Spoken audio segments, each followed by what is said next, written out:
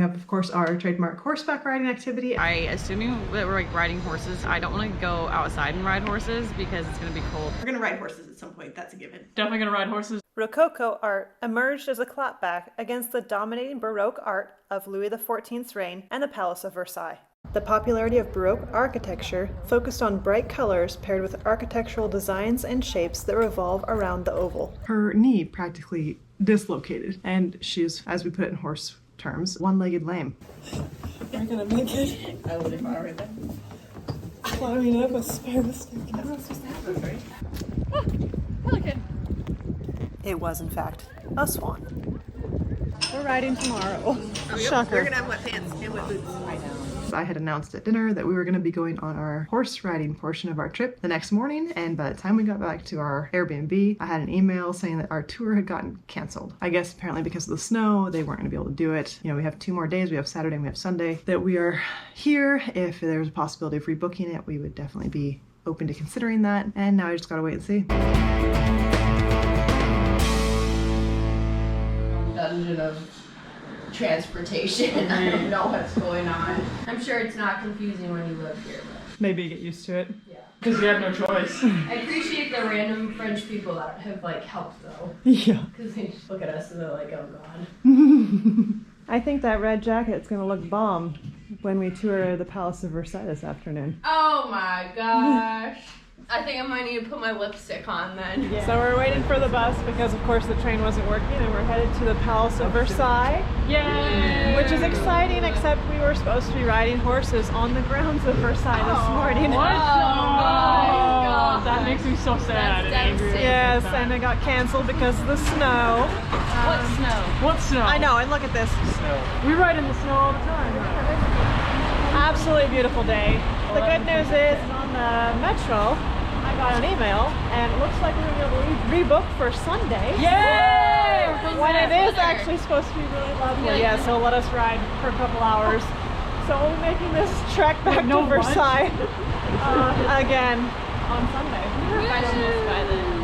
And this time, we'll handle the homeless people on the train better.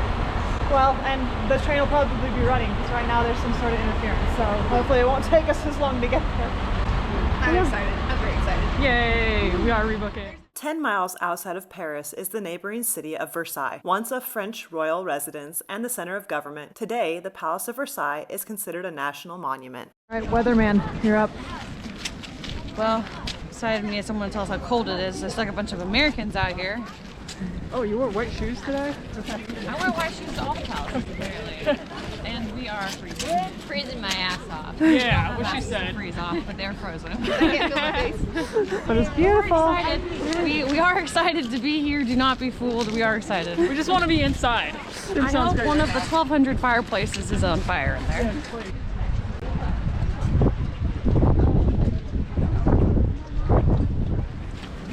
That was my shot. What are you doing down there? Hunting rabbits. So next deal we need to do is find animal species. Just a book on species. But you gotta catch them. It's snowing again. Yeah. Oh, it is. It's slushy. Oh my gosh, it's 7-Elevening. Raining Slurpees out here. Hey. Incoming. Oh, no, it swerved. Oh, umbrella. Party foul. Yeah, party foul.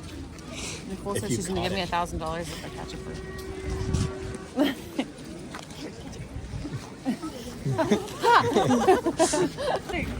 She's got a leg up on it.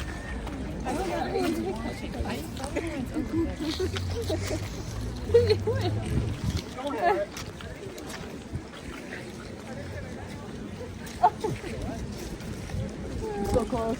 Yeah, that was good. It's dog leg. This is ground quite sweet. Half a leg. See that? Like me yesterday. Pigeon Beth. Louis XIII, King of France from 1610 to 1643, organized the construction over a hunting lodge of a chateau whose walls still serve as the exterior facade overlooking the marble court to this day. Under Louis XIII's successor, Louis XIV, who reigned from 1643 to 1715, the residence was transformed between 1661 and 1710 into an extravagant palace surrounded by elaborate French and English gardens. Every aspect of the upgrades was meant to glorify the king. In the central building, the ground floor was reserved for key members of the royal family: the Dauphin, the Dauphine, the daughters of Louis XIV, the private apartments of Queen Marie Antoinette, and the living quarters of the captain of the guard. The Palace of Versailles served as official royal residence from 1682 until the death of Louis XIV in 1715, before regaining royal residence status in 1722. The complex was nearly destroyed during the French Revolution. Very little work was done on the palace until Louis Philippe, with the aid of patrons in the United States, began to make alterations, most notably the creation of the Museum of French History in 1837. In 1870 and 1871, Versailles served as a headquarters of the German army besieging Paris, and William I of Prussia was crowned German Emperor in the Hall of Mirrors in 1871. After World War I, the treaty between the Allies and Germany was signed in the Hall of Mirrors in 1919. Following World War II, the main function of the palace lay in tourism. Designated a World Heritage Site by UNESCO in 1979, French government prioritized renovations and repairs to the facility. Perhaps the most famous of all the rooms of the Palace of Versailles is that of the Hall of Mirrors, a gallery that is 230 feet long and characterized by 17 wide arcaded mirrors that sit opposite of 17 windows overlooking the garden below. Glass chandeliers dangle from the arched and ornately painted ceiling that glorifies the early years of the reign of Louis XIV. On one end of the hall sits the Salon of Peace, and on the other, the Salon of War.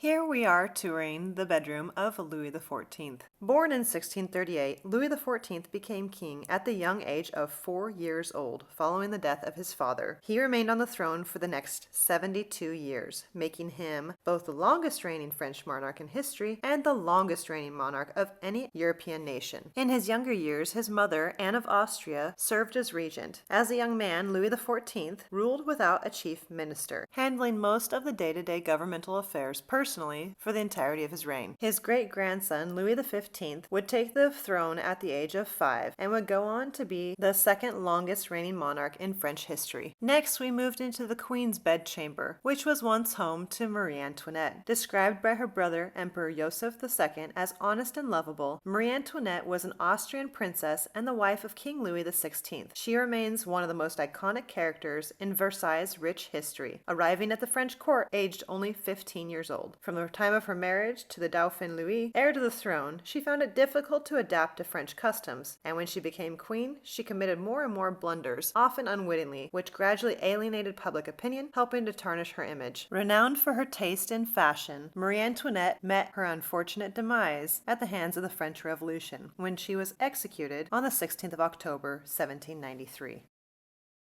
The tour of the Palace of Versailles saved the best for last, in my opinion. The Gallery of Great Battles is the most important of the historic galleries created by Louis Philippe in the Palace of Versailles. It covers almost the entire first floor of the south wing of the palace and depicts nearly 15 centuries of French military successes, from Clovis to Napoleon, through 30 or so larger-than-life paintings. This is the largest room in the palace, 120 meters long and 13 meters wide. It was designed and began construction in 1833. It was meant to be the highlight of the visit to the Museum of the History of France. I had noticed on our tour of Neuschwanstein and Hohenschwangau castles that I was a big fan of this style of painting. As a horse person, it was really refreshing to see them finally get not only the anatomy right, but the expression on the horses' faces was just perfection, and I was enthralled.